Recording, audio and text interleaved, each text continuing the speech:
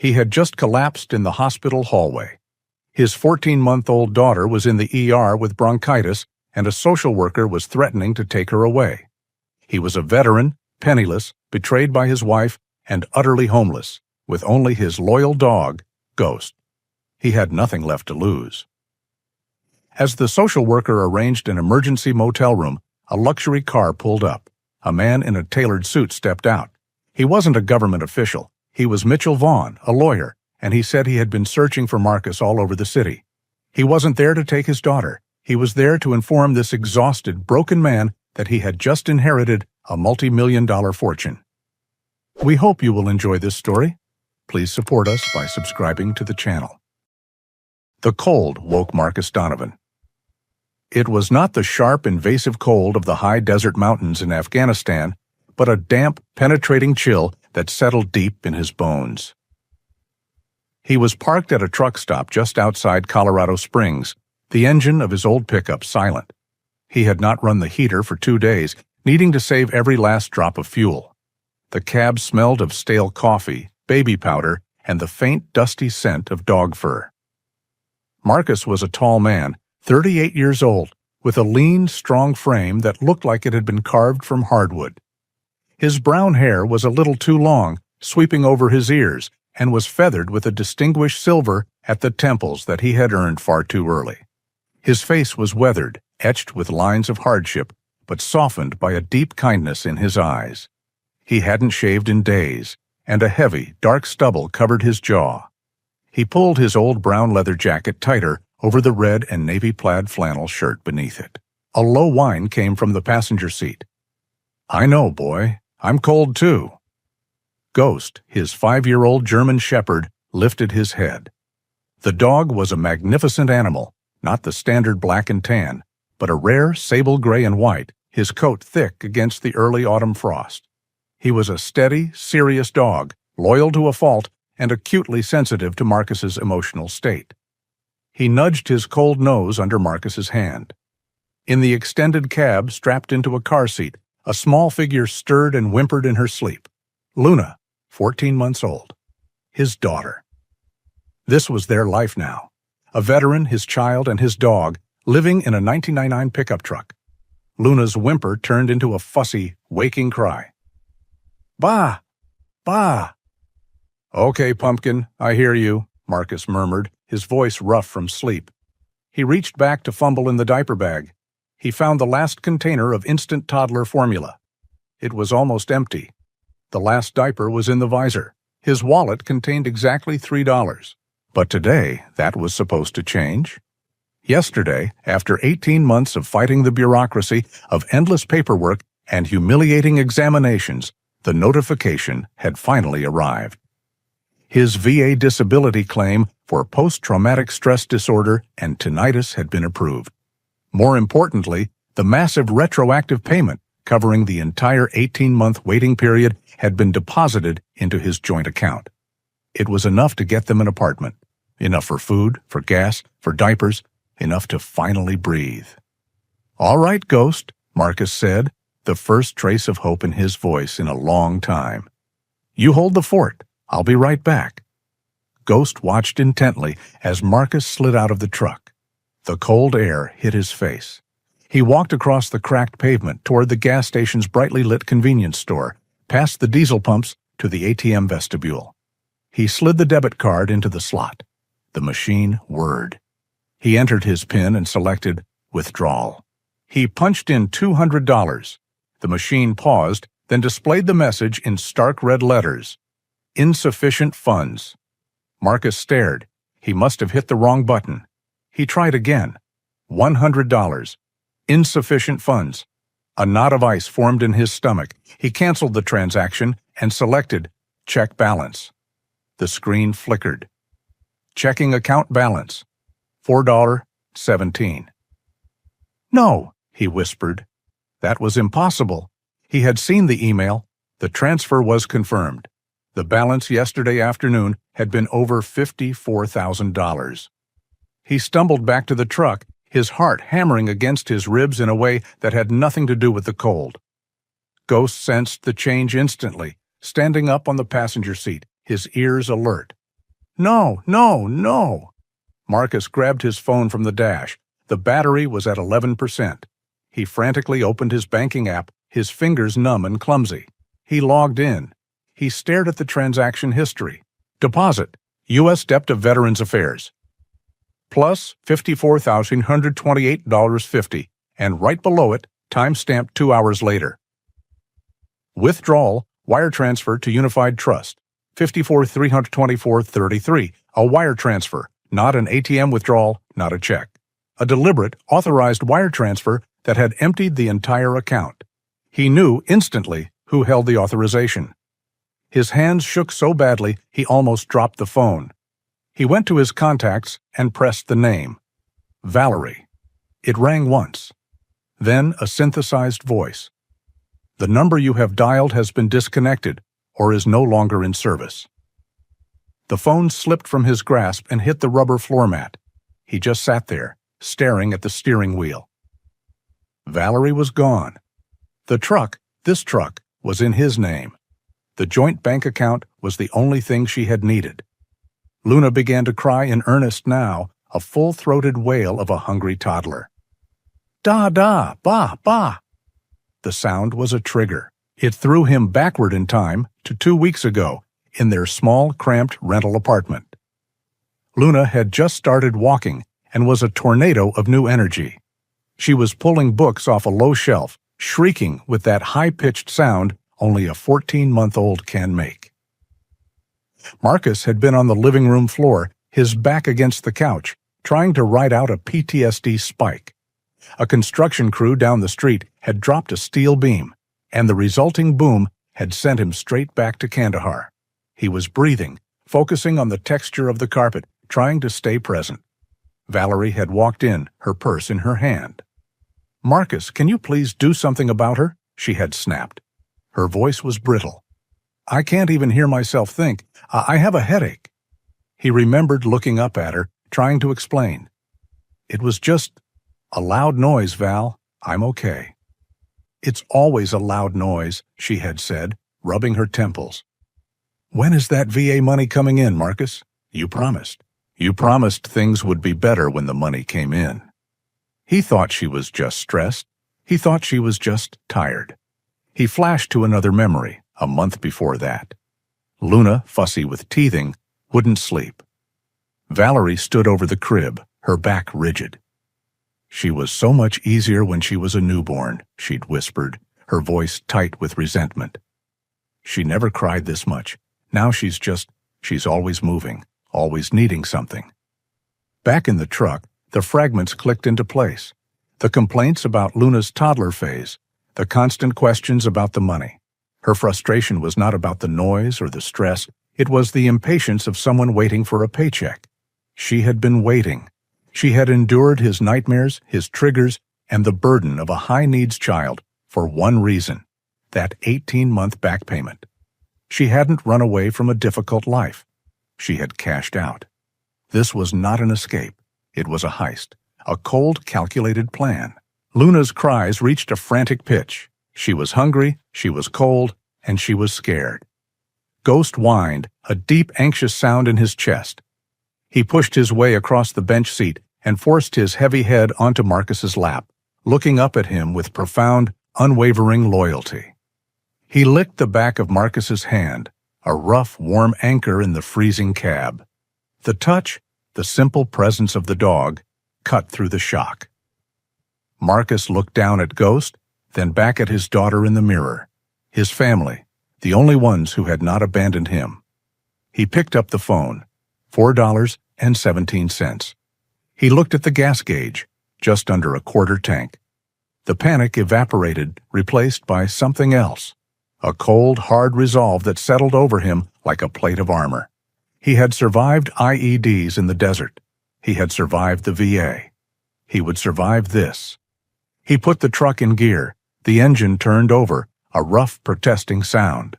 "It's okay, Luna Bean," he said, his voice quiet but steady. "Daddy's here. It's okay. We're going to figure this out." He pulled out of the truck stop, driving toward a future that had, in the span of 5 minutes, become completely, terrifyingly blank. The VA regional office was a sterile block of gray concrete and tinted glass, a place Marcus had spent the last 18 months learning to dread. He pulled the truck into a spot marked Visitor, the engine sputtering as he killed the ignition. He couldn't take Ghost inside. "Okay, boy," he said, turning to the big shepherd. "Watch her. You watch Luna. I'll be fast." Ghost seemed to understand.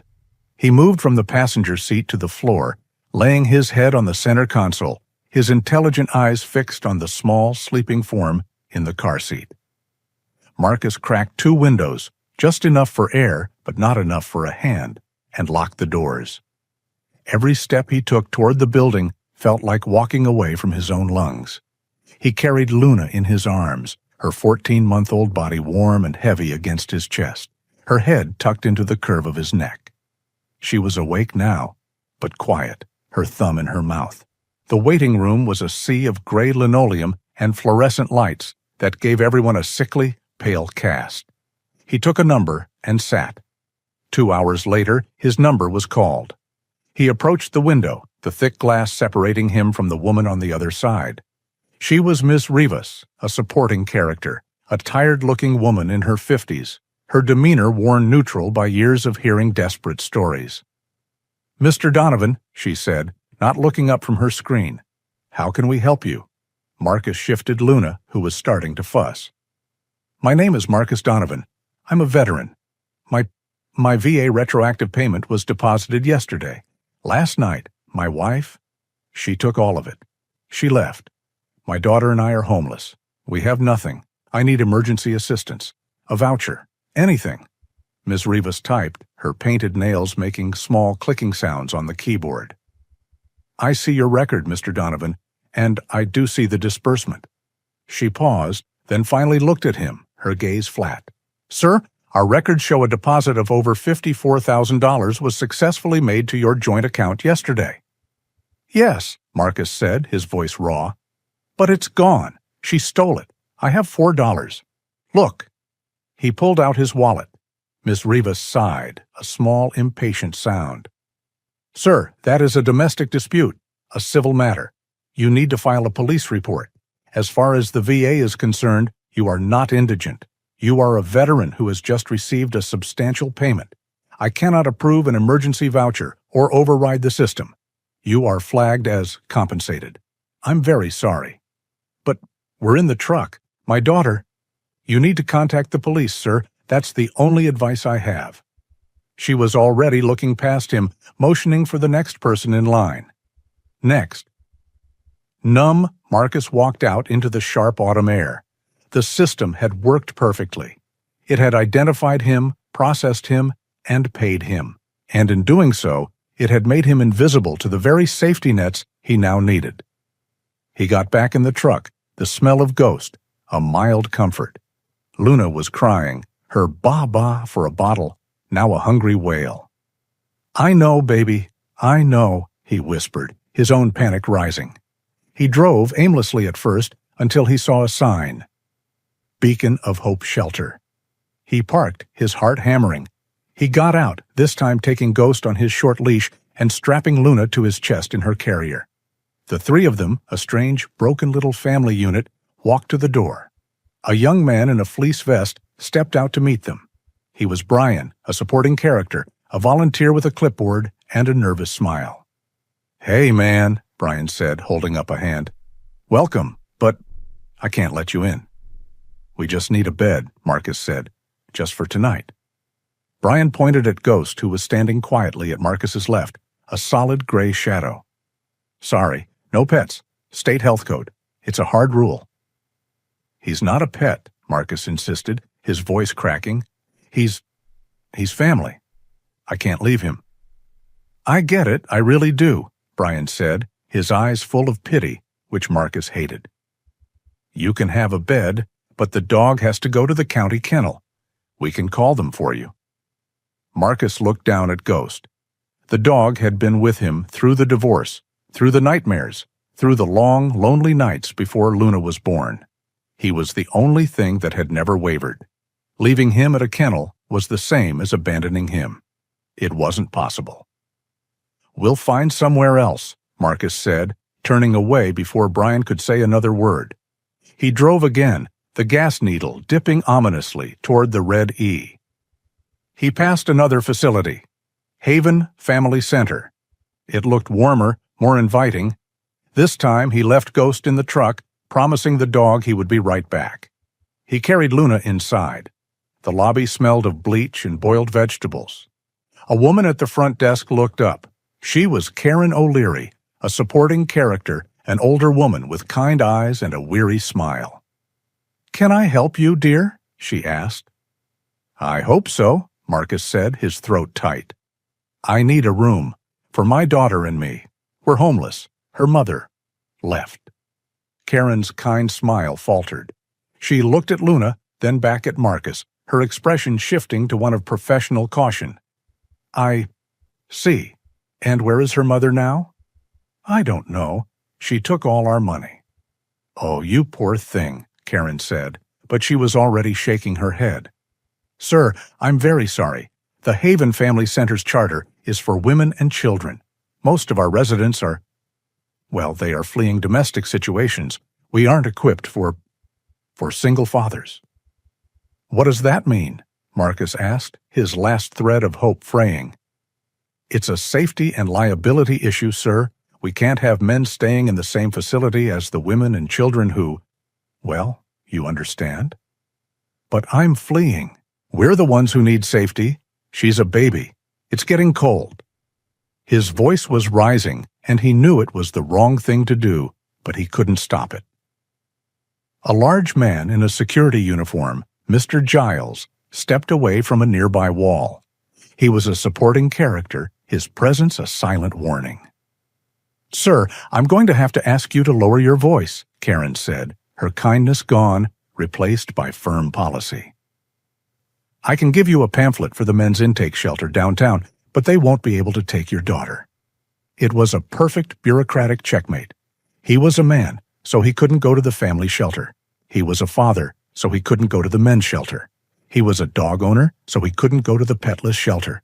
He was a veteran, so the VA said he wasn't poor. He was a man, a father, and a dog owner, and he was, therefore, completely and utterly on his own. Mr. Giles put a hand on his arm. "Sir, you need to leave. You're upsetting the residents." Marcus looked at the guard's hand, then at his face. He said nothing. He turned, shifted Luna in his arms, and walked out. He got back in the truck. The sun was setting, painting the sky in brilliant, insulting shades of orange and purple. The temperature was dropping fast. The truck's low-fuel light pinged, a cheerful electronic sound that signaled their doom. He pulled into the dark corner of a strip mall parking lot next to a defunct appliance store. He killed the engine. This was it. This was where they would sleep. He had failed. He put his head against the steering wheel, the cold plastic biting into his forehead. He didn't have the energy to cry. Luna had finally dozed off in her seat. A sudden, sharp tapping on the driver's side glass made him jolt upright. Ghost exploded. A deep thoracic sound of warning rumbled from his chest, his teeth bared. Outside the window stood a man. He was older, maybe late 60s, his face a roadmap of hard living under a tangle of gray-white beard. He wore an old Marine Corps field jacket, the USMC emblem on the pocket, faded but unmistakable. He held his hands up, palms out, showing they were empty. "Easy there, brother," the man's voice rasped through the glass. "That's a serious dog you got. Just saw the kid, saw the look on your face. You're new to this." Marcus, wary, his hand on the door lock, lowered the window 2 inches. "Who are you?" "Name's Deacon," the man said. He was a main supporting character, his demeanor tough, but not threatening. "And that look you're wearing, that's the I just ran out of options look. VA turn you away?" "How did you know?" Deacon pointed to the small faded EOD sticker on Marcus's rear window. "Saw the sticker, saw the baby seat. The system ain't built for us, son, especially not us with attachments. They don't know where to file us." He gestured with his chin. "You can't stay here. Cops will run you off before midnight. But, St. Mary's, over on Platt Avenue. The main parking lot, back corner. Cops let us be, long as we're quiet. It's safer than here." I don't have any food," Marcus admitted, the words tasting like ash. "Or gas." "I know," Deacon said. "Tomorrow, CO 800, the Springs mission. They serve breakfast, hot, and—" He fumbled in his own worn-out jacket, pulling out a crumpled flyer. "This is what you really need. The food bank on Tejon, they'll give you formula and diapers. Tell them Deacon sent you, they'll treat you right." Deacon's eyes drifted past Marcus to the car seat. His hard expression softened for a fraction of a second. "You keep that little one warm, Marine." "EOD, Army," Marcus corrected him, his voice barely a whisper. "Same mud, different boots," Deacon said with a grim smile.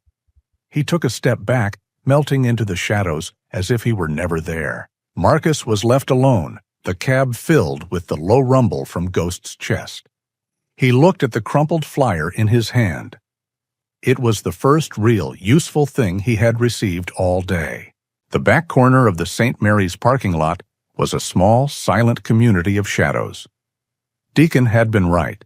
It was a cold sanctuary, populated by 3 other dark vehicles, a windowless van, an ancient RV, and a sedan sitting low on flat tires. No one spoke. No one emerged. A respectful, invisible boundary of shared desperation hung between them. Marcus had parked with his truck's grill facing the exit, a habit from his deployment that he could not break. It was 3 a.m. He had not slept. Life in the cab of a pickup truck with a 14-month-old was a special kind of hell. Luna was not a quiet, sleepy infant. She was a toddler. She wanted to move, to crawl, to explore. The cab, which was their fortress, had become her cage. She had spent the last several hours in a state of fussy, frustrated crying, pulling at her car seat straps and batting at the cold windows. Her cries, sharp and repetitive in the confined space, were like tiny needles boring into Marcus's skull. His PTSD made him hyper-vigilant to sound, and the high, piercing wail of his own daughter felt like an incoming mortar, setting every nerve on edge. "I know, baby girl, I know," he murmured, his voice hoarse. We have to be quiet." He had tried to give her the crackers he'd gotten from the food bank, but she pushed them away. She was cold, bored, and hungry for something warm. Okay, I hear you," Marcus said, making a decision. He dug into his pack and pulled out the small, collapsible butane stove. It was a remnant from his old camping gear. He also retrieved a jar of mushed carrots and peas from the food bank box. He cracked his window and the passenger window, needing ventilation. The wind, which had picked up, immediately sliced into the cab, carrying the smell of impending snow. "Just a minute, boy," he said to Ghost. The big shepherd was shivering, but his gaze was fixed on Marcus, trusting. Marcus set the stove on the floor mat, a tiny, precarious island of metal. He struck the igniter. A weak blue flame sputtered to life with a low hiss. He balanced a small metal cup on the ring, emptied the jar of carrots into it, and added a splash of water from his canteen. The smell of warm carrots filled the cab, and Luna's crying quieted, replaced by an interested, "Ooh?" "Yeah, that's right, Pumpkin. Food," Marcus said, managing a weak smile. He stirred the food with a plastic spoon. It was working. It was a small good thing in a sea of bad. And then the flame died. The hiss disappeared, replaced by the hollow sound of the wind. Marcus flicked the igniter. A spark, but no flame. He flicked it again. He picked up the butane canister and shook it. It was light, empty, the last of his fuel. He looked at the cup. The carrots were barely lukewarm. "No," he whispered. "Come on." He put the lid on the cup and shook it hard, trying to distribute the meager warmth before handing it back to Luna. She ate it, but listlessly, her earlier enthusiasm gone. After she finished, Marcus settled back, pulling a worn wool blanket over himself and Ghost. He arranged another, smaller blanket over Luna in her seat. He had to keep her strapped in. It was the only way to keep her from tumbling off the seat if he fell asleep. The temperature inside the cab was now dropping fast. He could see his breath. Luna began to fuss again, but the sound was different. It wasn't the angry, frustrated shriek of a bored toddler. It was a high-pitched, miserable whimper. She was still for the first time all night, her head lolling against the side of the car seat. Marcus reached back. His fingers brushed her cheek. She was hot. Too hot, he mumbled, his exhausted mind struggling to process. He pulled the blanket off her, thinking he had overheated her. "Duh," she whimpered, a weak, glassy-eyed protest. "It's okay, baby. Just rest." Ghost, who had been curled into a tight ball on the seat, lifted his head. He let out a low, almost inaudible whine from deep in his chest. He pushed his nose against Marcus's arm, then looked toward the back of the cab. "What is it, boy?" Marcus whispered. "I know, it's cold." Ghost was not satisfied. He whined again, louder this time, sniffing the air around Luna's car seat. He was agitated, but Marcus was too tired to see it. The last few days were catching up to him. The shock of Valerie's betrayal, the bureaucratic stonewalling at the VA, the rejections from the shelters, the constant gnawing fear. It was a weight he could no longer hold up. His eyelids felt like lead. He was just resting his eyes. Just for a minute. He slumped forward, his forehead coming to rest on the cold, hard plastic of the steering wheel. He fell asleep. The world of the truck cab went silent, save for the whistling wind and the shudder of Marcus's breathing. An hour passed, then 2. The whimper from the back seat had stopped. It was this silence that finally registered with Ghost. To the dog, the pack was his world. The alpha, Marcus, was still, his scent heavy with stress and exhaustion. The cub, Luna, had been making sounds of distress. Now she made no sound at all. Ghost's acute senses, which could detect the subtle chemical changes in Marcus's body before a PTSD attack, were now screaming at him. The air in the cab was wrong. He stood up, his claws ticking on the vinyl seat, and pushed his head into the back. He nudged Luna's leg with his nose. It was limp. He sniffed her face. The scent coming off her was sharp, sickly, and radiated an intense, unnatural heat. He knew this scent. It was the scent of wrongness. It was the scent of danger. He nudged her again, harder. She did not respond. Ghost turned back to Marcus. The alpha was asleep. The pack was in danger, and the alpha did not know. It was Ghost's job to make him know. He started with a low whine, pushing his head hard under Marcus's arm. Marcus groaned in his sleep. "Go away, boy. Let me be." Ghost pulled back. This was not working. He tried again, putting his paws on Marcus's shoulder and pushing, this time letting out a sharp yip. Marcus just slumped further. Ghost's anxiety spiked. The cub was too quiet.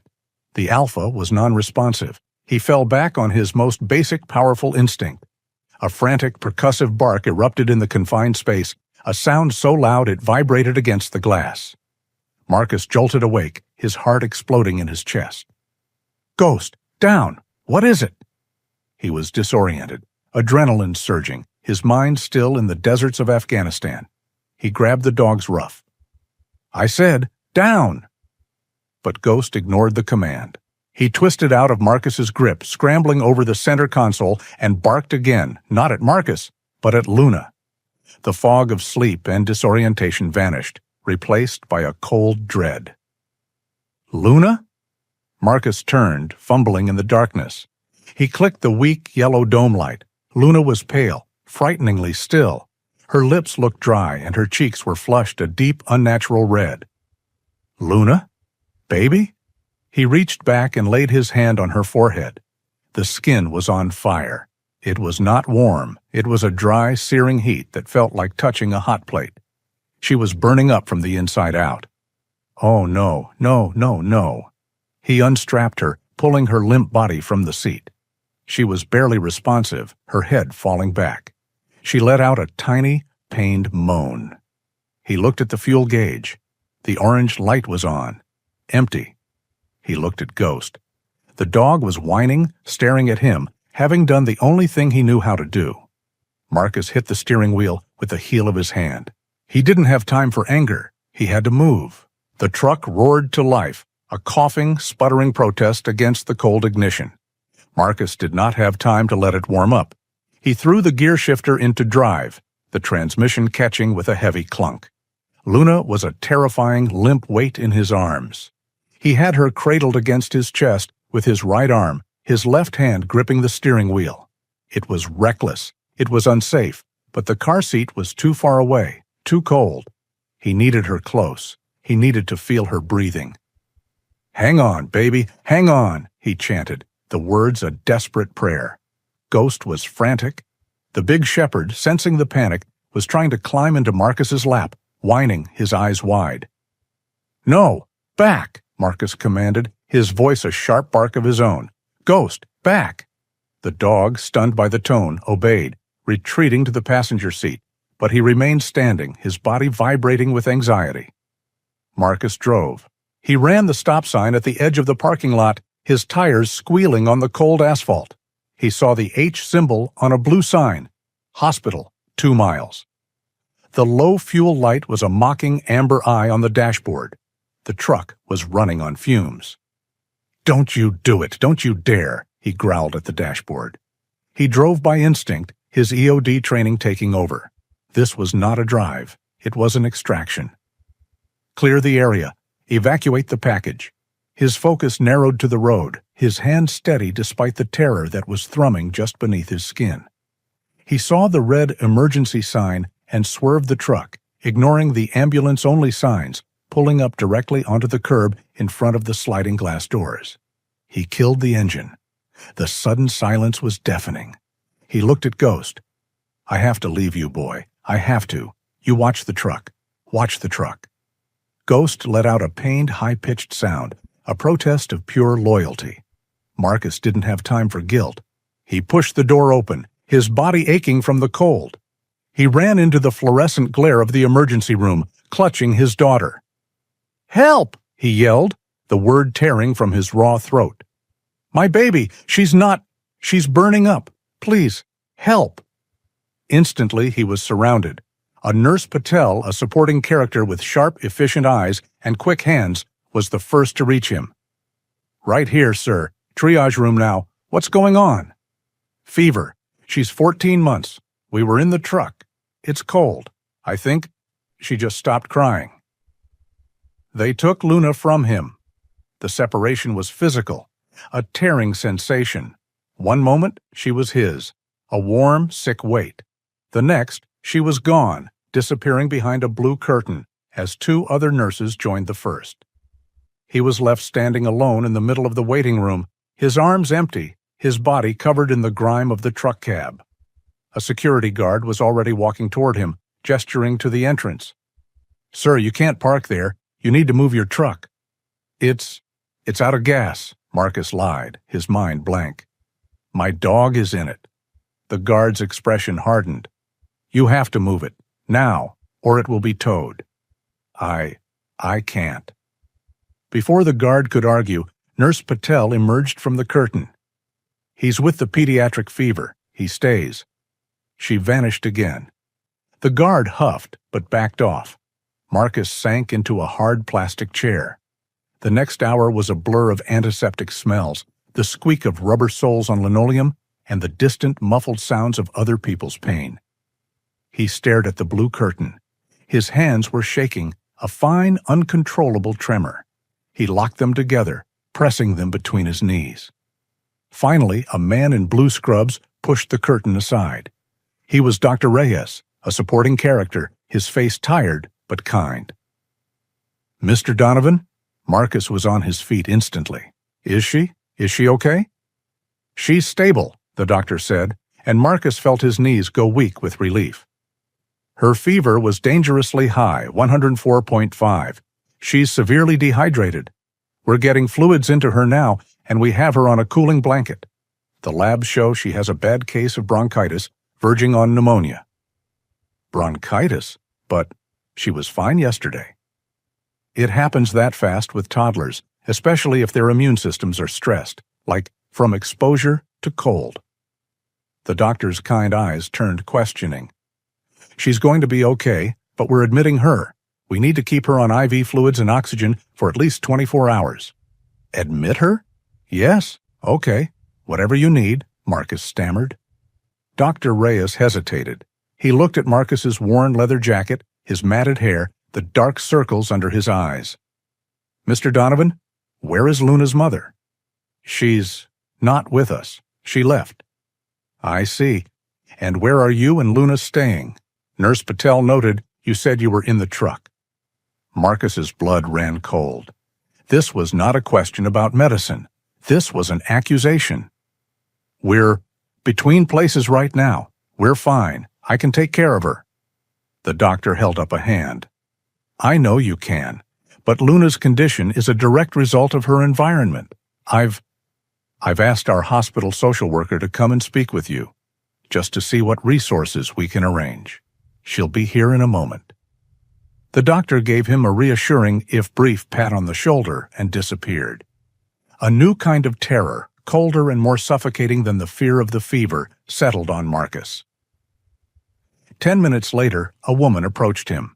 She was in her mid-40s, wearing a gray pantsuit and sensible shoes. She was Danielle Hoover, a main supporting character. Her hair was pulled back in a neat professional bun, and her expression was one of profound, managed empathy. She carried a clipboard like a shield. Mr. Donovan, I'm Danielle Hoover, the hospital's social services coordinator. Her voice was soft but firm. There was no room for negotiation in her tone. Dr. Reyes asked me to chat with you about Luna's home situation. She led him to a small private consultation room. It was tiny, windowless, and smelled like stale coffee. Please sit, she said. Marcus sat. He felt like he was in an interrogation room. Mr. Donovan, I'm going to be very direct because we don't have a lot of time, she said, opening her folder. Luna is going to be fine, but this is the second time this month we've seen a pediatric case of bronchitis linked to unstable housing. She looked him directly in the eye. Are you and your daughter homeless? The word was a slap. Yes? Are you staying in your truck? Marcus just nodded, his throat too thick to speak. Danielle Hoover sighed. It was not a sigh of pity, but of exasperation with the world. She clicked her pen. Okay, here is the situation, she said, the professional firm side taking over completely. I understand this is difficult. I understand you are her father, and you love her. But I cannot, by law, discharge a minor into an unsafe environment. A vehicle in early winter, with no heat, is legally defined as an unsafe and neglectful environment. Neglectful? The word hit him. I would never neglect my daughter. I know you wouldn't intend to, Danielle said, her voice softening just a fraction. But the result is the same. She is here with pneumonia because she was cold. My only job here, Mr. Donovan, is to protect Luna. So what happens? He whispered. So we have until she is medically cleared for discharge. That gives us about 24 hours. You need to find a stable, verifiable, and warm address, a shelter, a family member's home, an apartment. I told you I have nothing, Marcus said, the desperation rising. My wife took everything. The shelters won't take us. One won't take my dog, the other won't take me. Danielle's face hardened. A dog? I can't leave him. He's family. He's in the truck right now. Danielle closed her folder. The sound was as final as a gavel. Mr. Donovan, I am going to be very clear because I think you are in shock. You do not have a choice here. The dog is not relevant. The only thing that is relevant is Luna's safety. If you cannot provide me with a verifiable, safe address by the time she is ready for discharge, I will have no choice. I will have to place Luna into temporary state protective custody. You can't. I must, she said, her voice firm. It is not a choice. It is my legal binding obligation. You have 24 hours. She stood up. I'll be back to check on you in the morning. You can go see Luna in the pediatric wing in about an hour. They're just getting her settled. She left the room. Marcus sat there. The tiny windowless room was spinning. Temporary protective custody. They were going to take his daughter. He had survived IEDs. He had survived firefights. He had survived the loss of his friends, the betrayal of his wife, the failure of the VA, the humiliation of the shelters. But this was not a fight. This was an execution. He stumbled out of the consultation room into the bright, sterile hallway. He needed air. He needed to think. He thought of Luna, alone in a plastic hospital crib. He thought of Ghost, alone in the freezing truck, watching the hospital doors, waiting for him to come back. He had failed them both. He reached out a hand to steady himself against the pale green wall. The linoleum floor seemed to tilt beneath his feet. He was not being shot at. He was not in danger. He was being defeated by a clipboard, by policy, by a system that had no room for him. The strength that had carried him through the last 48 hours, the adrenaline that had fueled his drive to the hospital, it all evaporated at once. His knees buckled. He didn't faint. He collapsed. He slid down the wall, his leather jacket making a soft, sighing sound against the paint. He landed in a heap on the floor, his head in his hands. He wasn't a soldier. He wasn't a father. He was just nothing. A sound tore out of his chest, a dry, ragged gasp, the sound of a man who had just lost the only thing he had left. The cold linoleum of the hospital floor was the first thing he felt. It was a hard, unforgiving reality pressing against his cheek. Then came the sounds, amplified and distant at the same time, the squeak of a cart's wheels, a muffled page over the intercom, and a voice close to his ear. "Mr. Donovan? Sir?" A hand, firm but not unkind, was on his shoulder. Marcus pushed himself up, his body feeling disconnected from his mind. He was on his hands and knees in the middle of a hospital corridor. He was a combat veteran, an EOD specialist who had faced down death, and he was on the floor like a drunk. Danielle Hoover was kneeling a few feet away. The rigid mask of professionalism had slipped. In its place was a look of profound, weary understanding. She had not seen a criminal. She had not seen a neglectful father. She had seen a man break. "Come on," she said, her voice softer now, but still commanding. She stood and helped him to his feet. He was unsteady, his limbs heavy. "Let's go back to the office." He followed her, numb. He felt like a prisoner being led back to his cell. She closed the door to the tiny consultation room and motioned for him to take the chair. He sat. The room was just as small, just as airless as it had been 10 minutes ago. Danielle sat opposite him, not behind a desk. She took a deep breath, and when she spoke, she was no longer just a gatekeeper. She was, for a moment, just a person.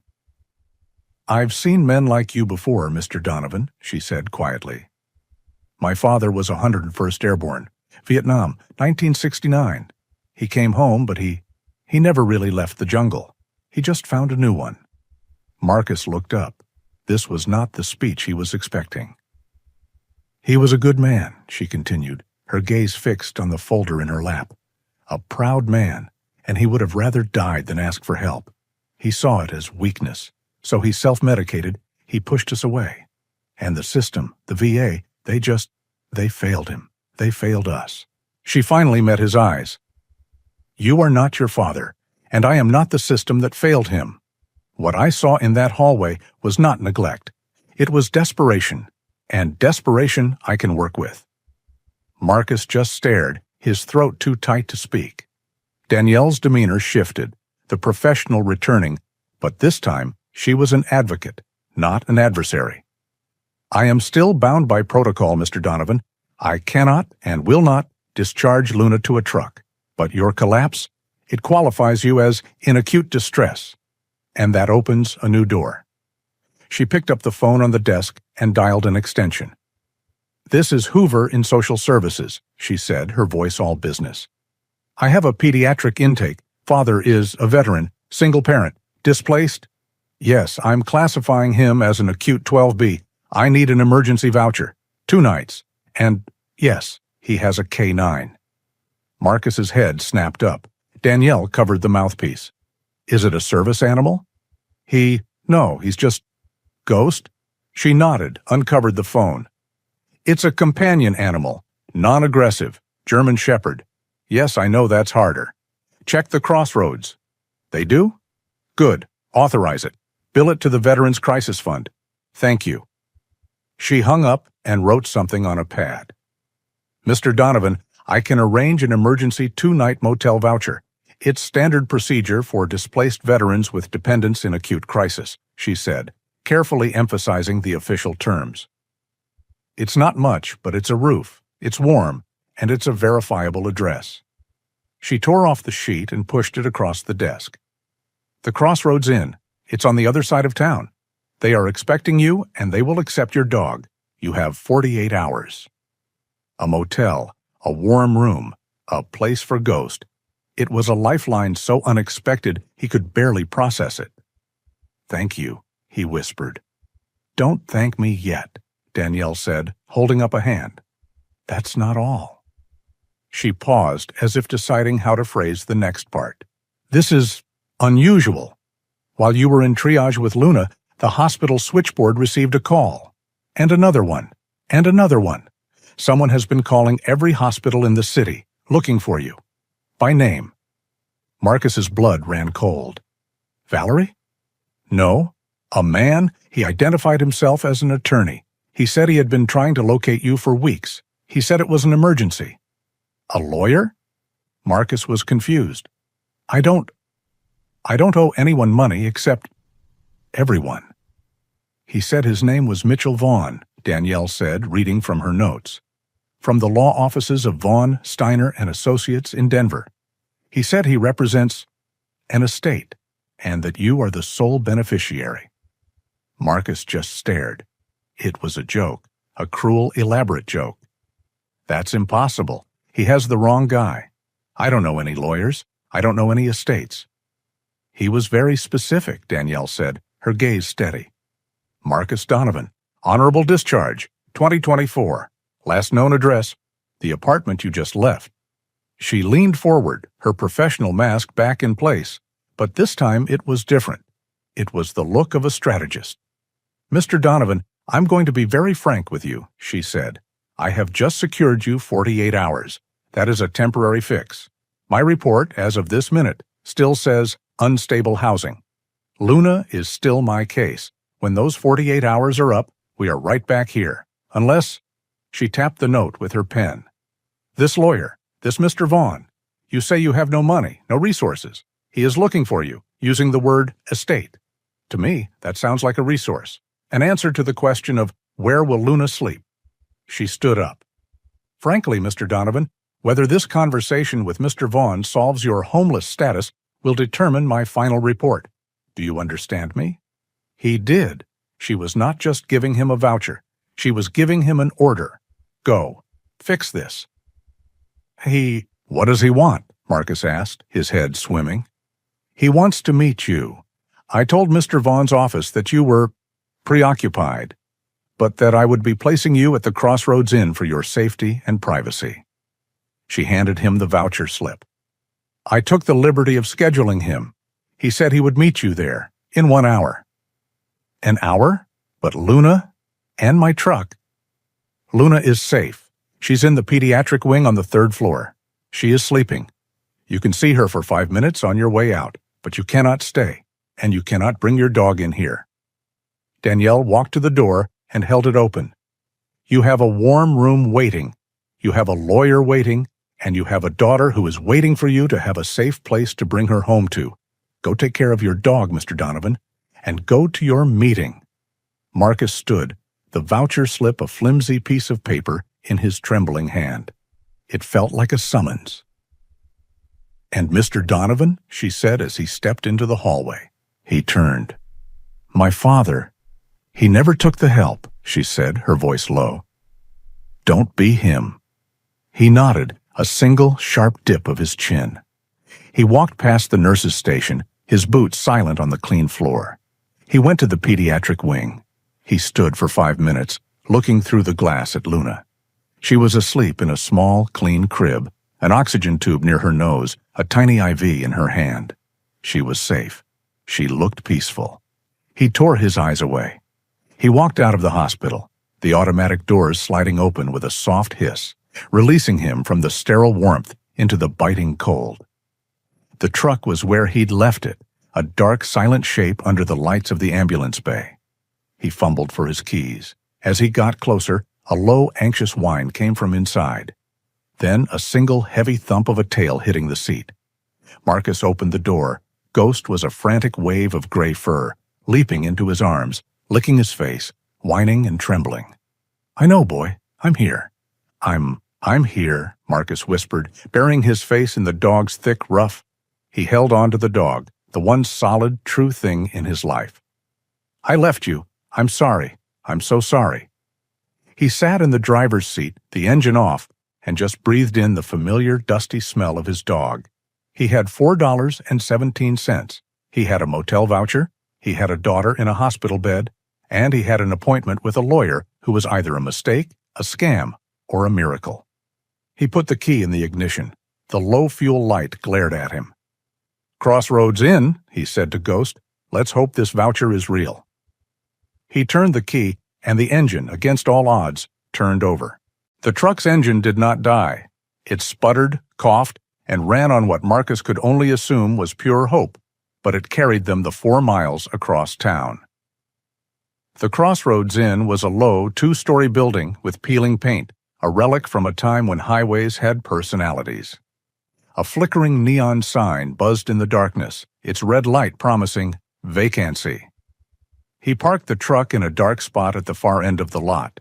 The fuel gauge needle was no longer just on E, it was physically resting on the pin beneath the line.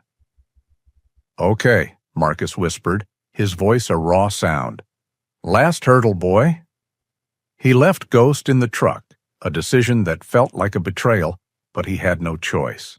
He walked into the lobby, a small, bright room that smelled of industrial cleaner and stale cigarette smoke. The night clerk, a young man with headphones, didn't look up until Marcus stood directly in front of him. Marcus slid the voucher from Danielle Hoover across the counter. I'm here for a room, for 2 nights." The clerk, a supporting character named Leo, barely glanced at him. He took the paper, his eyes scanned it, and he began to type. A series of small, efficient clicks echoed in the lobby. He slid a plastic key card and a registration form back. "Room 114, down the end. No smoking, no parties. You've got a pet?" The question was a bullet. "Yes, a German Shepherd. He's quiet, he's trained." Leo tapped his screen. "Voucher says canine approved, $25 deposit." Marcus's stomach sank. I only have $3. Leo sighed, annoyed. He typed something else. "The Crisis Fund voucher covers the pet fee. Just keep him quiet." Relief, so profound it was sickening, washed over Marcus. He signed the paper. Room 114 was on the ground floor. It was cold. He unlocked the door, went back to the truck, and gave Ghost the quiet "load up" command. The dog shot out of the cab, his head low, and slipped into the room, his paws silent on the concrete walkway. Marcus grabbed his pack and the diaper bag. He locked the truck, a useless gesture, and closed the motel room door. The sound of the deadbolt sliding home was one of the best sounds he had ever heard. He found the thermostat on the wall. It was an old beige unit. He pushed the lever up to heat. A moment later, a loud clank echoed from the unit, followed by a rush of air and a low, steady hum. The smell of burning dust filled the room as the heating element kicked on. It was beautiful. Ghost was already checking the perimeter. He sniffed the threadbare carpet, the base of the lamp, the gap under the door to the adjoining room. He made one full circuit, then returned to Marcus, satisfied. He sat, his gray and white body a perfect model of discipline, and waited for the next command. "This is it, boy," Marcus said. "This is for now." He sat on the edge of the stiff polyester bedspread. He was safe, he was warm, his daughter was in a hospital, and a lawyer was coming. It was all too much. He didn't know what to do first. A sharp, solid knock sounded on the door. Marcus was on his feet before the sound had faded, his hand on the empty space on his hip where his weapon used to be. Ghost did not bark. A low, dangerous rumble vibrated deep in his chest. Marcus moved to the door, his heart hammering. He looked through the peephole. Standing in the harsh yellow light of the walkway was a man who did not belong here. He was in his late 50s, tall, with silver hair, and he wore an expensive dark wool overcoat over a perfectly tailored suit. He carried a sleek, brown leather briefcase. He was Mitchell Vaughn, a main supporting character, his face etched with intelligence and a calm, professional patience. He looked, Marcus thought, like a man who had never once worried about the price of gasoline. Marcus opened the door, but kept the security chain engaged. The man did not step back. He looked at Marcus, his gaze taking in the exhausted, unshaven face, the worn leather jacket, the fear. "Mr. Marcus Donovan?" The man's voice was steady, deep, and kind. "Who's asking?" "My name is Mitchell Vaughn. We spoke briefly through Ms. Hoover at the hospital. May I come in? I am not here to cause you harm. I am here, I hope, to help." Ghost was still rumbling, a sound like distant thunder. "Ghost! Quiet," Marcus commanded. The sound stopped, but the dog's muscles remained tense. Marcus pulled the chain. The door swung open. Mitchell Vaughn stepped inside. He did not flinch at the small, sparse room. He simply looked at Ghost, who was now standing, alert, between Marcus and the stranger. "He's a beautiful animal," Vaughn said, his voice calm. "He's protective," Marcus said, his hand on the dog's ruff. "As he should be," Vaughn said. He placed his briefcase on the small laminate desk. "Mr. Donovan, I am going to get right to the point. You are an exceptionally difficult man to find." I don't know what this is about," Marcus said, his defensiveness a shield. "If I owe someone money, I don't have it. Look at me. Look at this place. I have nothing." "This is not about money you owe, Mr. Donovan. This is about money you are owed." Vaughn opened his briefcase. He did not pull out files. He pulled out a single, thick, cream-colored envelope. "I am the executor for an estate," Vaughn said, holding the envelope. "The estate of a man named Arthur Pendleton. Are you familiar with that name?" Marcus searched his exhausted memory. "No, never heard of him." "Mr. Pendleton was a veteran of the Korean War. He passed away 2 weeks ago at his home, a ranch outside of Colorado Springs." Vaughn paused. "And in his last will and testament, he named you, Marcus Donovan, as his sole beneficiary." Marcus laughed. It was not a happy sound. It was a dry, harsh bark of pure disbelief. "You've got the wrong guy," Marcus said, shaking his head. "It's a mistake. I'm just a guy in a motel room. I don't know any old men on ranches." "I assure you it is not a mistake," Vaughn said. His eyes were kind, but insistent. "He knew you, and he left this for you." He held out the envelope. Marcus stared at it. He looked at Vaughn, searching for the trick, the angle. He saw none. He took the envelope. His name was written on the front in strong, shaky, old-fashioned cursive.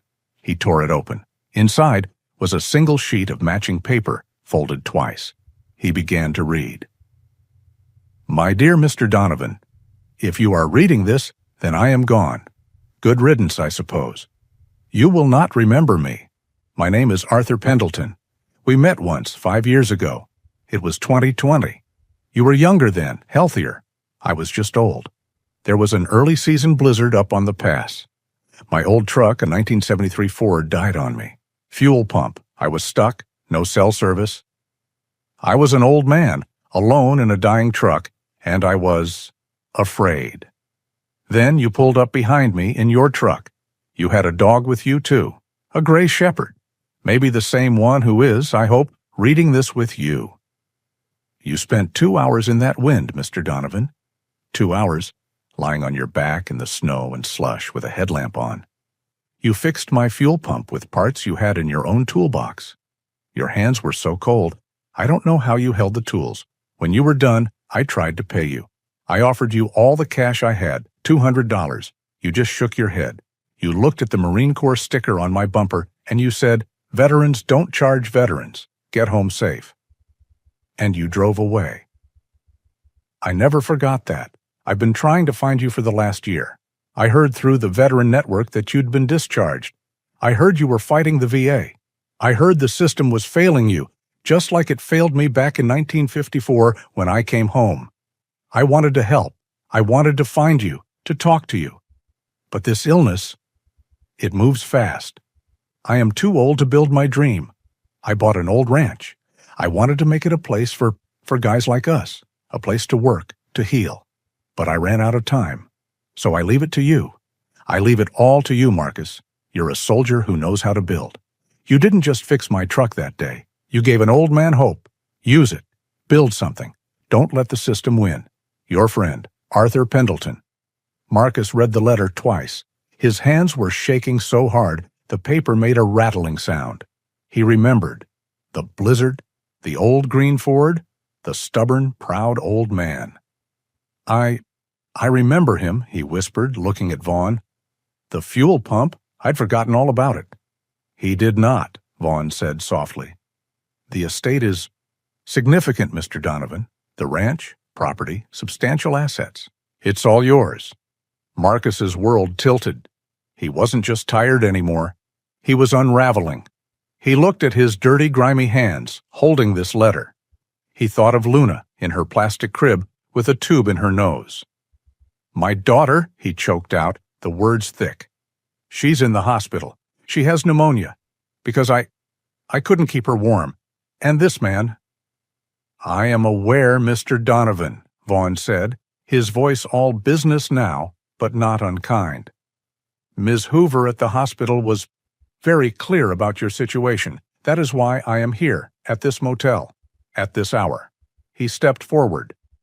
My first job as executor is to ensure the welfare of the beneficiary, your welfare, and by extension, your daughter's welfare. We can, and we will, solve this. He reached into his briefcase and pulled out a wallet. He took out a single, black credit card. This is an estate-linked card. It is now yours. It has no limit that you need to worry about. It will not be declined. He placed it on the desk. My instructions are as follows, Vaughn said, his tone that of a commanding officer who knew the terrain. Go to the front desk. Book this room for a week. Go to the all-night diner across the street and get yourself and your dog a real meal. Get some sleep. He handed Marcus a business card. My number. I will call you at 800 hours tomorrow. I will pick you up. We will go to the hospital, and I will handle the discharge paperwork with Ms. Hoover. Then we will go see about your daughter. Am I clear? Marcus couldn't speak. He just nodded, taking the card. Good, Vaughn said. He packed his briefcase. Get some rest, Mr. Donovan. The fight is over. He let himself out. The door clicked shut, the deadbolt sounding loud in the silence. Marcus was alone again, just him and Ghost. The heater hummed. He looked at the letter in one hand. He looked at the black credit card in the other. He sat on the bed. Ghost, sensing the shift, the uncoiling of years of tension, moved forward and put his heavy head on Marcus's knee. Marcus dropped the paper and the card. He buried his hands in the thick gray fur of his dog's neck. And for the first time since Valerie left, he let go. He wept, dry, silent, ragged sobs that shook his entire body. The next morning, the heat in the motel room was a thick, dry blanket, but to Marcus, it was a luxury. He had slept for 3 solid hours on the stiff mattress, the first real sleep he'd had in weeks. He had used the estate card to buy a hot breakfast from the diner, a new safe car seat, and 2 large bags of premium dog food, which Ghost had devoured with quiet dignity. At 800 hours, a sharp, polite knock sounded on the door. It was Mitchell Vaughn, looking as crisp and unwrinkled as he had the night before. This time, he was not in the overcoat, but in a perfect gray suit. He drove a dark, silent Lexus sedan. Mr. Donovan, he greeted Marcus, his eyes flicking to the empty breakfast containers. Good, you've eaten. The trip to the hospital was a blur. Vaughn handled everything. He walked into the administration office, a man on a mission, and emerged 20 minutes later with a stack of discharge papers. Marcus saw Danielle Hoover down the hall. She saw him, and she gave him a single, professional nod. The case was closed. They went to the pediatric wing. Luna, clean, fed, and breathing clear, was waiting in a hospital-issued onesie. Seeing her father, she held out her arms with a happy shriek. "Da-da!" Marcus lifted her, burying his face in her clean hair, overwhelmed by the simple, profound relief of her warmth and weight. "All right, Luna Bean," he whispered. "Let's go home." He put her in the new car seat, which he had installed in the back of Vaughn's pristine Lexus. Ghost, who had been commanded to stay in the motel room, was retrieved. The dog seemed to understand the shift in fortune, hopping into the back of the luxury sedan and sitting on the floor at Luna's feet as if he belonged there. "What about my truck?" Marcus asked as they pulled away, the old pickup looking small and broken in the motel parking lot. "I've arranged for a flatbed to retrieve it," Vaughn said. "It will be at the ranch when we arrive." The ranch was 20 minutes outside the city, where the sprawl of suburbia gave way to rolling hills and wide-open sky. Vaughn turned off the main road onto a smaller paved road and then onto a long, gravel driveway marked by a simple wooden sign, Pendleton. The driveway was long, winding through fields of high, dry grass. At the end, nestled in a small valley, was the house. It was not a mansion. It was a large two-story farmhouse, built of gray stone and dark wood, with a wide wraparound porch. It looked solid, permanent, and strong. Beside it sat a large, newer metal workshop and an older red barn. As they pulled up, an older couple emerged from the house. "This is your staff, Mr. Donovan," Vaughn said quietly. "Mr. and Mrs. Watson. They managed the property for Arthur for over 30 years. Marcus got out, holding Luna, who was staring, wide-eyed, at the new place. Ghost slid out after him, his nose instantly to the ground, his tail held low in cautious curiosity.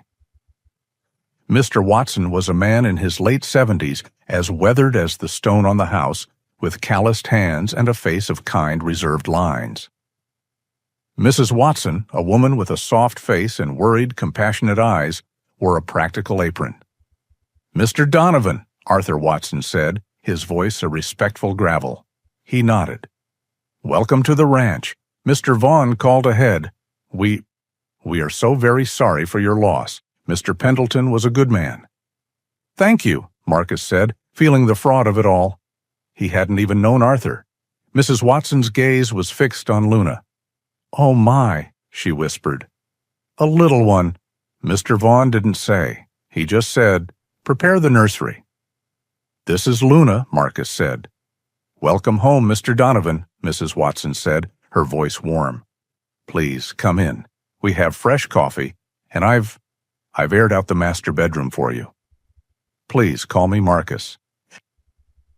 "As you wish, sir," Mr. Watson replied, the "sir" landing on Marcus like a physical weight.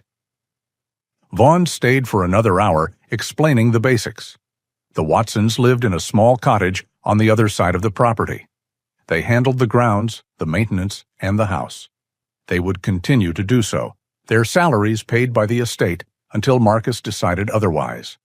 Then, with a promise to handle the unpleasantness with Valerie and the rest of the probate, Vaughn left. Marcus was alone. He stood in the center of the main living room. Mrs. Watson had taken Luna to the kitchen to find a cookie. Ghost was pacing. The house was beautiful. It had high, vaulted ceilings with exposed wooden beams. The floors were polished hardwood, and there were windows everywhere. A massive floor-to-ceiling picture window looked out over the valley. It was a stunning million-dollar view, and it was setting Marcus on edge. There was no cover, no concealment. The ceilings were too high. The space was too open. The silence was wrong. It wasn't the silence of a cramped truck cab. It was a vast, empty, echoing silence. Ghost felt it too. His claws made a sharp clicking sound on the hardwood floors, a repetitive, irritating noise that scraped along Marcus's nerves. The dog would not settle. He paced from the front door to the back door, whining low in his throat, then returning to Marcus, pushing his nose into his hand. "I know, boy," Marcus whispered. "It's too big." He walked into the master bedroom. It was 4 times the size of the motel room. A huge, king-sized bed sat in the middle. More windows. He felt exposed, like a target. He couldn't sleep here. He would never sleep here. He would have to sit with his back to a wall, watching all 3 windows and the door all night. Mrs. Watson returned, holding Luna. "We've got the old high chair cleaned up for her," she said, her smile gentle. "Thank you, Mrs. Watson." Thank you. Pew. He took Luna and went to the nursery. It was a small yellow room. Arthur had clearly set it up for a grandchild who never came. A beautiful wooden crib sat against one wall. He put Luna in it. She immediately grabbed the wooden rail and tried to pull herself up. He closed the door, leaving it open just a crack. The silence of the house rushed back in, and with it, the guilt. He was standing in a palace. He was wearing clean clothes. His daughter was safe in a crib, and Deacon was out there, somewhere, probably by the riverbed, getting ready for another cold night. Why me? He thought of Arthur's letter. A soldier who knows how to build. He felt like a fraud, a thief, an imposter who had stumbled into a dead man's life. He hadn't earned this. He hadn't built this. He was just the recipient of a blind, random act of kindness. His chest felt tight. The walls, which were so far away, felt like they were closing in. He had to get out. "Mrs. Watson," he called, his voice too loud in the quiet hall. "I'm just going to look at the grounds." He burst out the front door into the cold, clean air. Ghost was beside him in an instant, visibly relieved to be outside, his paws on dirt and grass. Marcus looked at the outbuildings. The red barn was old, leaning slightly. But the workshop? It was new. It was a large, practical, metal-sided building. He walked to it. A heavy-duty padlock was on the door, with a key in it.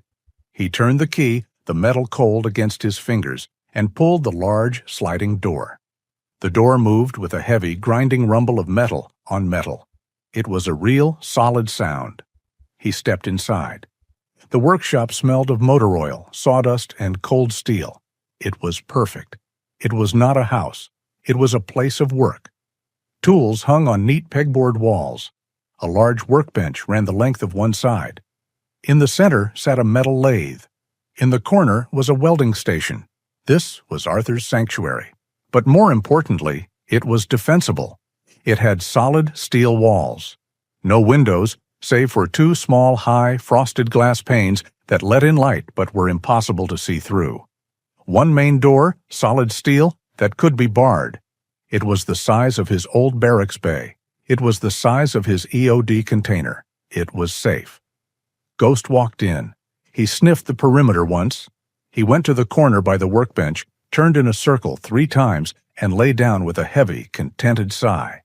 He was finally off duty. Marcus let out a breath he felt he'd been holding for 5 years. He knew what he had to do. He went back to the main house. The Watsons were in the kitchen, giving him privacy. "Mr. Watson? Mrs. Watson?" They both came out, wiping their hands. "Sir?" "I need your help," Marcus said.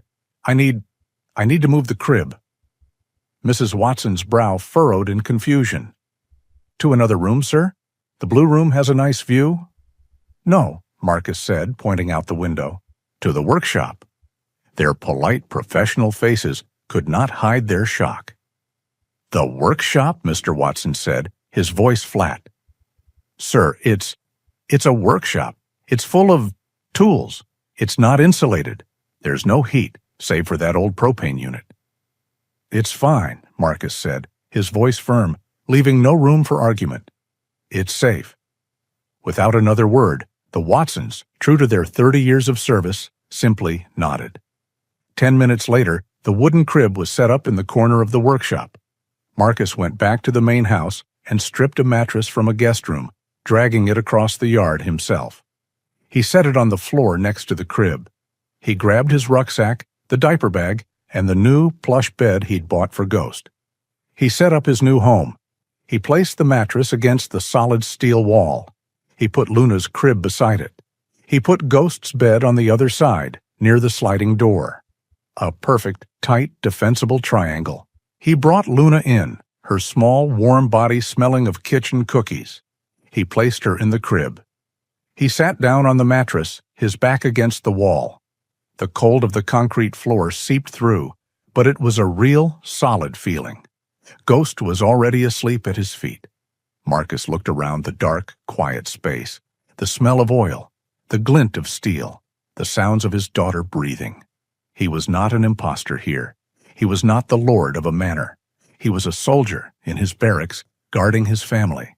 And for the first time since he'd come home from the war, Marcus Donovan felt safe. Life in the workshop had a rhythm. It was a rhythm of cold concrete, warm coffee, and the smell of steel. It had been 4 days since Marcus, Luna, and Ghost had moved into the metal building. 4 days since he had politely, but firmly, refused Mrs. Watson's offers to prepare the main house. The Watsons, for their part, had adapted with the stoic resilience of people who have served a single eccentric master for 30 years. They did not understand, but they obeyed. Mrs. Watson, a short, kind woman whose face was a map of gentle worry, would arrive at the workshop door 3 times a day with a tray. She would bring hot, nourishing food for Marcus, pured vegetables and fruit for Luna, and, after a quiet word from Marcus, a small bowl of beef scraps for Ghost. "It's just not right, sir," she had said, her hands twisting in her apron as she looked at the mattress on the floor. That big house, all those empty, warm beds. "This is better for me, Mrs. Watson," Marcus had replied, his voice gentle. "It's quieter." She did not understand that the vast, echoing silence of the main house was louder than any explosion. Here, in the workshop, the sounds were real. The hum of the propane heater, the metallic scrape of a wrench as he idly cleaned it, the soft, contented breathing of Luna from her crib, the thump-thump-thump of Ghost's tail hitting the floor when he saw her. Here, he had a single, solid steel door that slid on a track. He had no picture windows. He could put his back to a wall and see the only entrance. Here, he could finally, truly, breathe. He was sitting on the floor, his back against the workbench, patiently showing Luna how to stack 2 wooden blocks.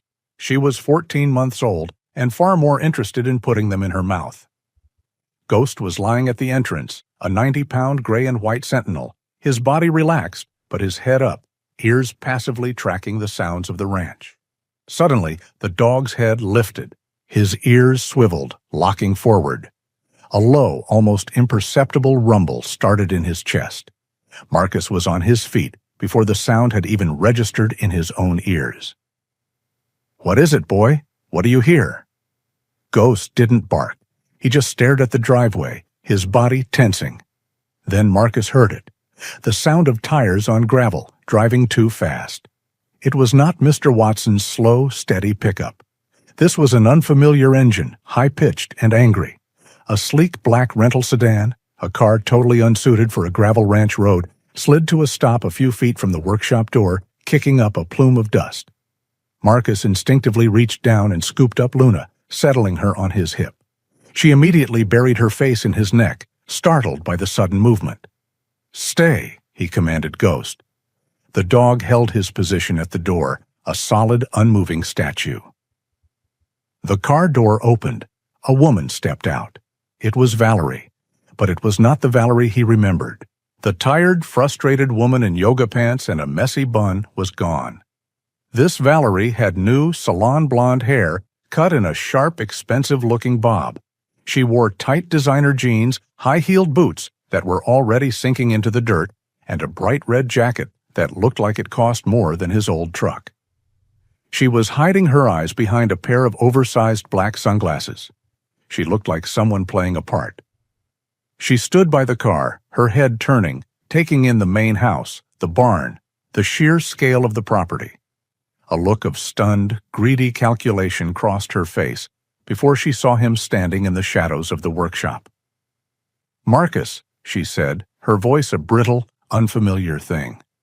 She strutted toward him, her heels making angry, punching sounds in the dirt. "So, this is it. You did well for yourself, didn't you? Hitting the lottery." Marcus stood his ground in the doorway. He did not move. "What are you doing here, Valerie?" His voice was cold, flat. It was the voice he used to use for EOD briefings. It was not the voice of the broken man she had left at the truck stop. This lack of fear, this absolute calm, clearly unnerved her. "What am I doing here?" she scoffed, pushing her sunglasses on top of her head. Her eyes were hard.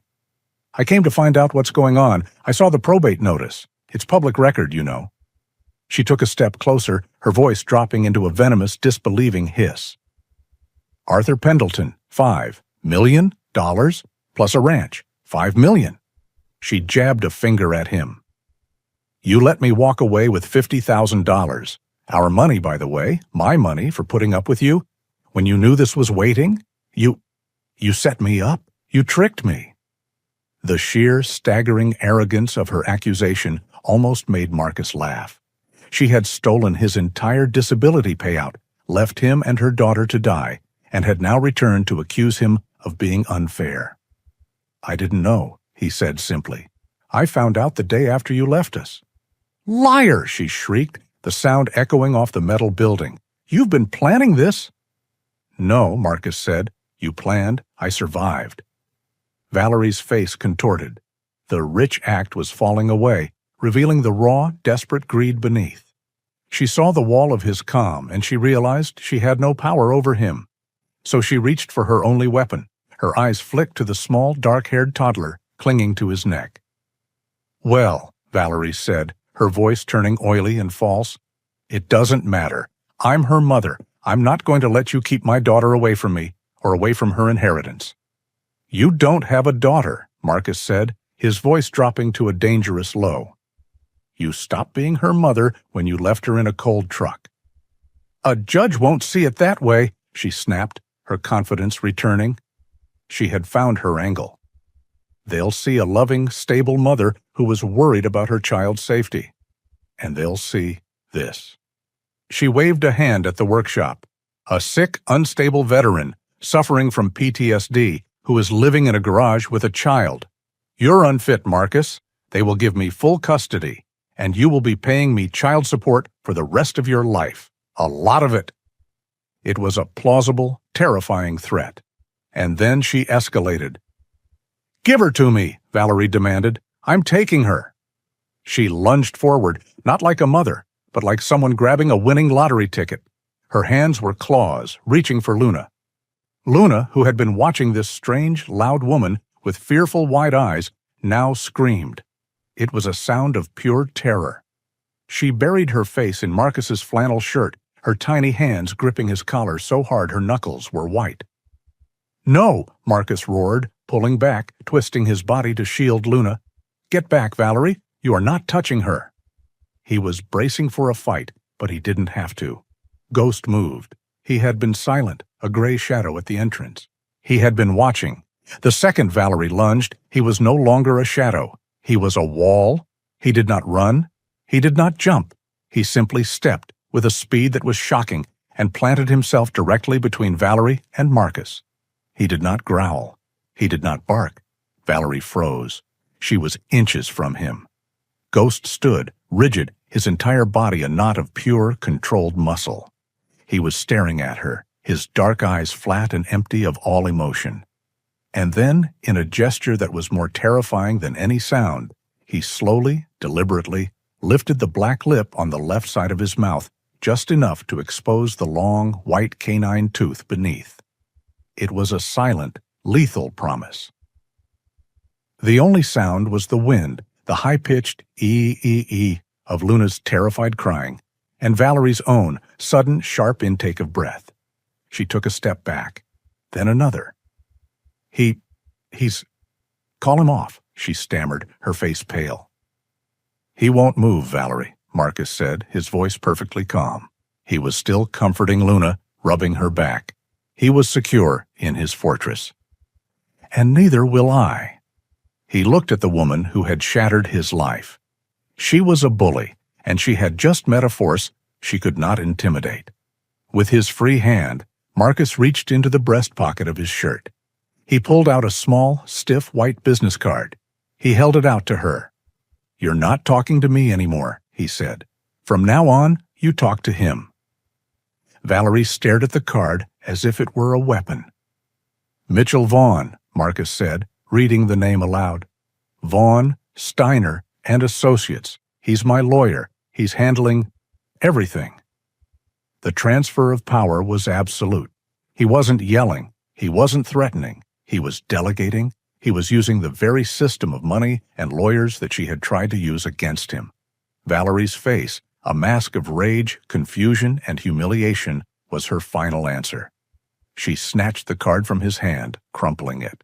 "This isn't over, Marcus," she spat, her voice a pathetic imitation of her earlier confidence. "You can't hide behind your money and your attack dog forever?" "I'm not hiding," Marcus said, his eyes never leaving hers. "I'm home. Get off my property. Now." Valerie held his gaze for one more second. She saw the man she left, but he was gone. In his place was someone colder, someone harder, someone she couldn't break.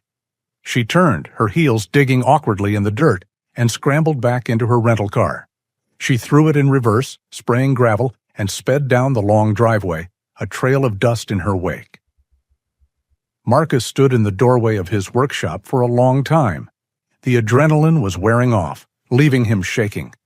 Luna's cries subsided into small, hiccuping sobs. "Da-da." "I've got you, Pumpkin," he whispered, kissing the top of her head. "I've got you. You're safe." Ghost finally relaxed. The lip lowered. The rigid tension left his body. He let out a heavy sigh, his breath fogging in the cold air. He turned and pressed his head firmly against Marcus's leg, a solid, warm reassurance. Marcus reached down and buried his free hand in the thick, gray fur. "Good boy," he whispered. "Good boy." The fortress had held. The confrontation with Valerie, as traumatic as it had been, had lanced a boil. The threat was no longer a shadow. It was a known quantity, and it was being handled by Mitchell Vaughn. But as the adrenaline faded, something else took its place. Marcus was sleeping, but he was not resting. The workshop was his fortress, but at night, in the deep, absolute quiet of the ranch, his mind would not shut down. He would lie on the mattress, the solid steel wall at his back, Luna's soft breathing in her crib beside him, Ghost's heavy, rhythmic sigh at his feet. They were safe. They were warm. They were fed. And that was the problem. His guilt had a name. It was Deacon. Every time Marcus closed his eyes, he saw the older veteran's face, a roadmap of hard living. He saw the faded USMC field jacket. He remembered Deacon's kindness, a simple, no-nonsense act of pointing a brother-in-arms in the right direction. Deacon was still out there. He was still cold. He was still navigating the system that Marcus had, by sheer dumb luck, escaped. This was the survivor's guilt that had haunted him in the service, but magnified. He wasn't the survivor of an IED. He was the survivor of poverty. And it felt just as random and just as undeserved. He was an imposter, a man living in a dead man's workshop, a fraud waiting to be exposed. He knew he couldn't stay in the workshop forever. He wasn't just hiding from the house's open spaces. He was hiding from the responsibility that came with it. On the fifth morning, driven by this restless, gnawing unease, he made a decision. He waited for Mrs. Watson to arrive with the breakfast tray. "Mrs. Watson," he said, handing her his empty coffee mug, I need to go through Mr. Pendleton's office, today." A look of profound relief washed over her kind face. "Oh, yes, sir. Of course. It's just as he left it, in the main house, top of the stairs. We haven't touched a thing, just dusted." He bundled Luna up and carried her to the main house. He set up her portable playpen in the large, echoing living room, a space he still hated. Ghost, sensing Marcus's anxiety, stuck close to the playpen, his presence a silent, gray guardian. "I'll be right back, Pumpkin," Marcus murmured. He climbed the stairs, his boots loud on the polished hardwood. Arthur's office was at the end of the hall. It was the only room he had not yet entered. He pushed the door open. It swung with a soft, well-oiled sound. It was a man's room. It smelled of old paper, leather, and pipe tobacco. A large dark wood desk sat facing the window. The walls were lined, not with books, but with binders. Dozens of them, all neatly labeled. Marcus ran his finger along the spines. Ranch maintenance. Cattle breeding, 1980, 1990. Tax records. Then he saw it. A single, thick, leather-bound binder that didn't match the others. The label on the spine was written by hand in Arthur's shaky cursive. The Pendleton Project. Do not toss. His heart gave a strange, heavy beat. He pulled the binder from the shelf. He sat in Arthur's old leather chair. It squeaked in protest under his weight. He opened the cover. It was not a business plan. It was a dream. The binder was full of sketches, handwritten notes, and newspaper clippings. The first page was a rough, hand-drawn map of the ranch. But the outbuildings were different. The old red barn was labeled Intake Kennels. The fields were labeled Training Area 1, Obedience. Marcus turned the page. He saw sketches of kennels. He saw lists of dog breeds, shepherds, labs, rescues only. He turned another page and found the mission statement written on a yellow legal pad, dated 1998. The system fails them, Arthur had written. They train them, they break them, they send them home, and then they forget them. The men and the dogs. They're both just discarded. They need a place to go, a mission, a job, a new purpose. Marcus's hands were shaking. He read on. Arthur had envisioned a place where homeless veterans could come, live, and learn to train homeless shelter dogs, not just as pets, as service animals, as partners. A soldier needs a mission, Arthur had written on the last page. A dog needs a job. It's the same. They save each other. This is the only thing that makes sense. It was an animal therapy center, a place for guys like him, a place for guys like Deacon. Arthur's letter from Chapter 6 echoed in his head. I am too old to build my dream. I leave it to you, a soldier who knows how to build. This was what he meant. The guilt that had been a suffocating weight in his chest was suddenly transformed. It was no longer guilt. It was fuel. He wasn't an imposter. He was an heir who had just been given his orders. He closed the binder. He picked up Luna from the playpen, grabbed Ghost's leash, and went straight to the old ranch truck Arthur had owned, the 1973 Ford that had started it all. Mr. Watson had it running, part of the estate maintenance. It was his now. It felt right. He drove back to the city, back to the world he had just escaped. He drove past the VA, past the shelters. He went to the places Deacon had shown him. He checked the church parking lot. He checked the park by the river. He finally found him, standing in the same line at the Springs Mission Food Bank where Marcus would have been, if not for a dead man's gratitude. Deacon looked the same. Gray beard, weary eyes, Marine Corps jacket. He was leaning against the brick wall, waiting for his turn.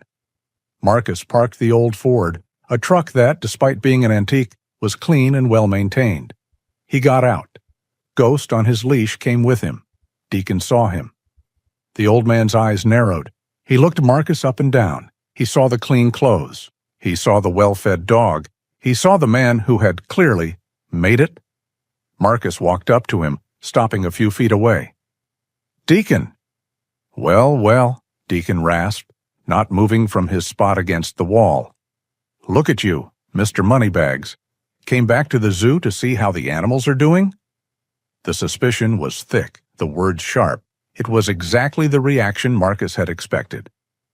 No, Marcus said. I came to find you. Yeah? Deacon snorted. What for? Got some conscience money burning a hole in your pocket? Some rich man's charity you want to throw at me? No, Marcus said again. I'm not here to give you charity, Deacon. Good, 'cause I don't want it. I know, Marcus said. I'm not here to offer you a handout. I'm here to offer you a job. Deacon was silent for a long moment, studying Marcus's face. A job. You? What, you need a bodyguard? Someone to polish your new boots? I need a manager, Marcus said, his voice quiet and intense, cutting through the noise of the street. I've just inherited a ranch and a mission. the man who left it to me. He wanted to build a place for veterans, a center to train shelter dogs as service animals. I'm going to build it." He took a step closer. "But I don't know anything about this, not the real stuff, not the street, not the system you've been navigating for years. I just know how to build the walls. I need someone who knows the men I'm building it for, someone who understands what it's really like, someone who knows the street." Deacon stared at him, his hard, cynical expression faltering for the first time. "I don't need an employee, Deacon," Marcus said. "I need a partner. I need you to help me build this. I need you to run it." Marcus reached into his pocket. He didn't pull out cash. He pulled out two things. The first was a brand-new, still-in-the-box burner phone. "So I can reach you." He set it on the wall next to Deacon. The second thing was a key. It was old, Ford-stamped, and attached to a simple metal ring. "My old pickup, the one that was my home, it's parked at the ranch. It's yours. It runs, and it's better than walking." He placed the key next to the phone. Deacon looked at the items. He looked at Ghost, who was sitting patiently. He looked back at Marcus. He said nothing. "I'm not going to beg you," Marcus said, his voice flat, "and I'm not going to save you. You don't need saving. You need a mission." He stepped back. "The ranch is 20 miles north. The address is on a piece of paper in the phone box. I'll be in the workshop. The door is open." He turned and started to walk away. "Hey, Donovan," Deacon's voice called out, rough. Marcus stopped and looked back. "Why me?" Deacon asked. "You could hire some college kid with a clipboard and a degree in whatever." "Because you were the only one who helped me when I had nothing," Marcus said. "And you didn't offer me charity. You gave me a map." Marcus turned and walked back to his truck, Ghost trotting at his side. He didn't look back to see if Deacon picked up the phone. He just drove away, leaving the choice and the key in the old Marine's hands. 18 months later, the ranch was transformed. The air was different. The silence that had once amplified Marcus's PTSD was gone, replaced by the sounds of work, of life. The distant sound of disciplined commands, the occasional happy yelp of a dog in training, the rumble of Mr. Watson's tractor. The old, sagging red barn was gone.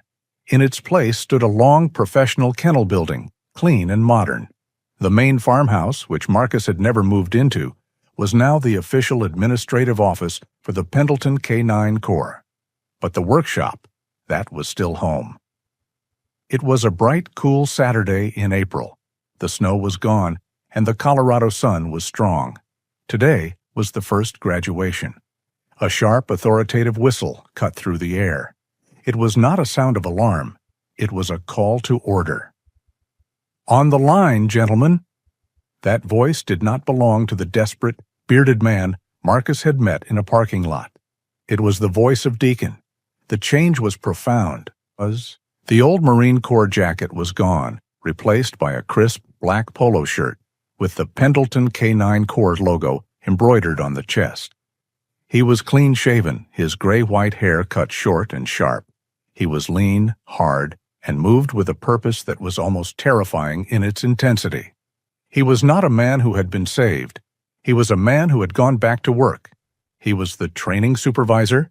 He stood on a small raised platform, a clipboard in his hand, and surveyed the 5 men standing in a ragged line on the grass.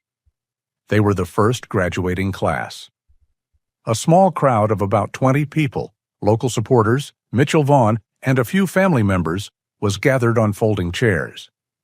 In the front row, holding a program she couldn't read, sat a young woman with a professional, proud smile. Danielle Hoover.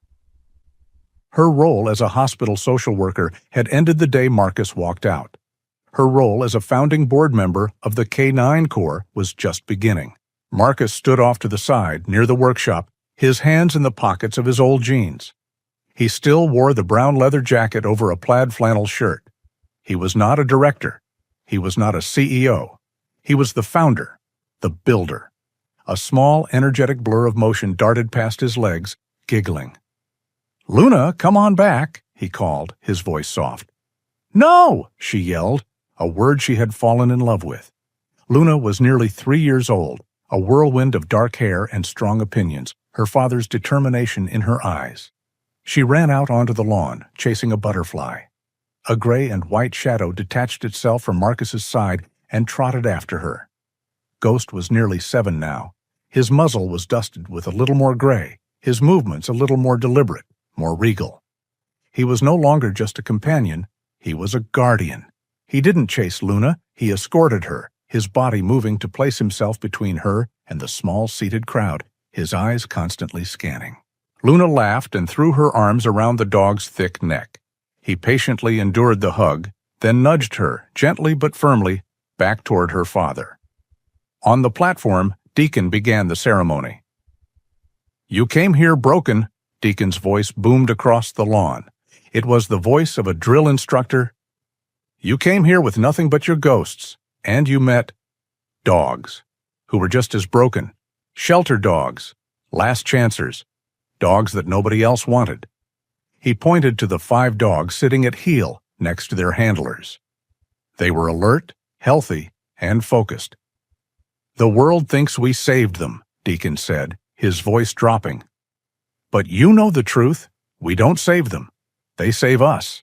They give us a new mission, to get up in the morning, to be worthy of their loyalty.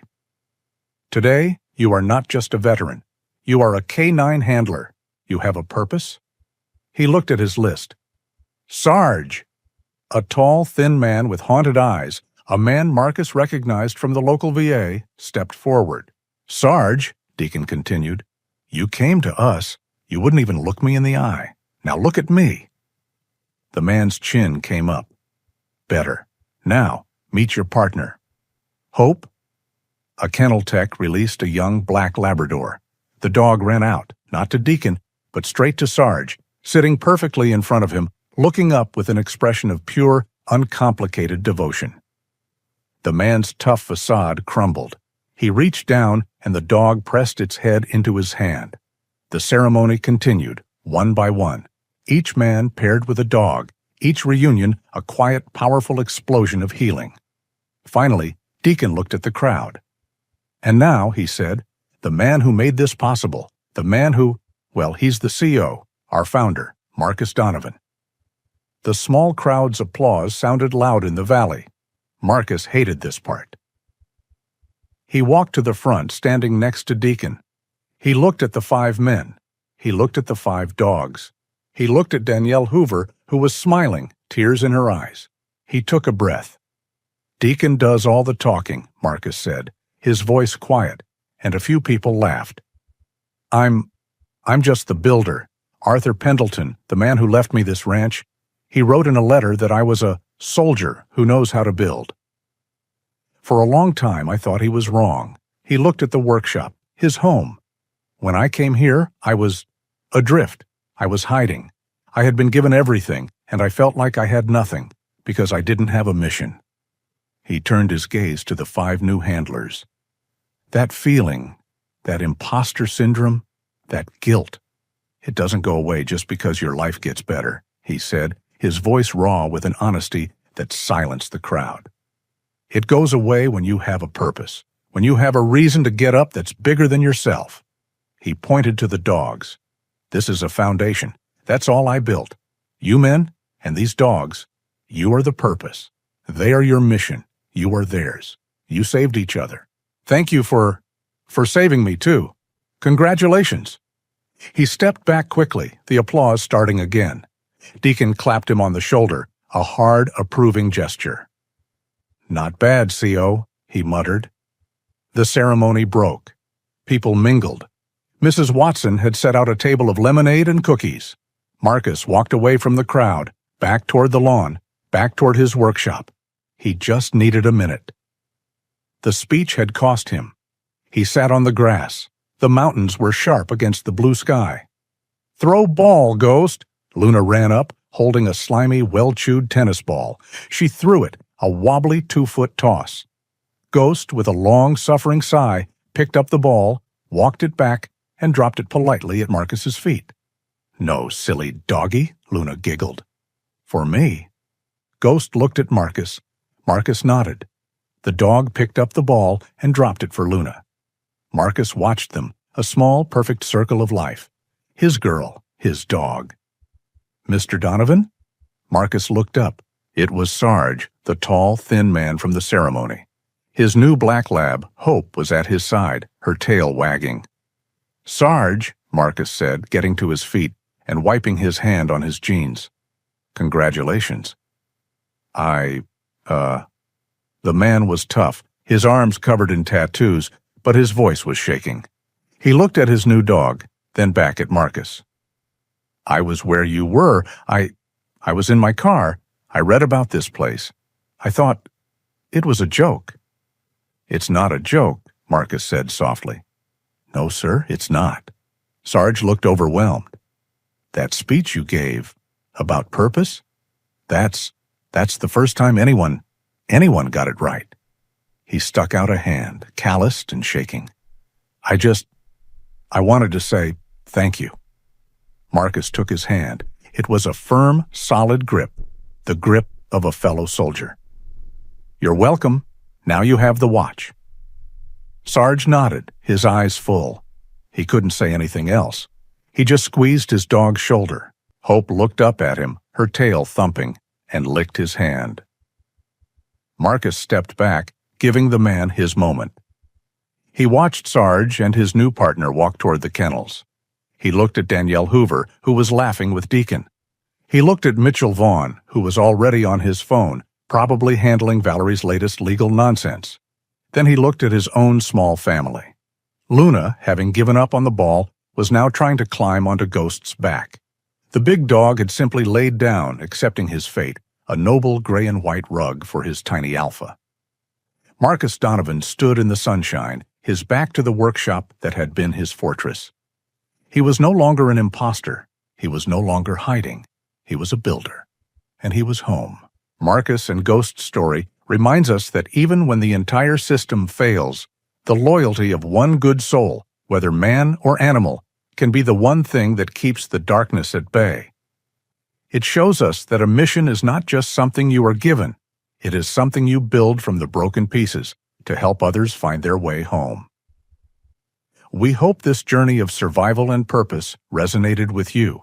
If you believe in second chances and the unwavering bond between a veteran and his canine, we invite you to become part of our community by subscribing. We would be honored if you shared this story, and please let us know in the comments what part of their journey touched you the most. Your support allows us to continue this work. The next story is ready for you. Just click the video that has just appeared on your screen.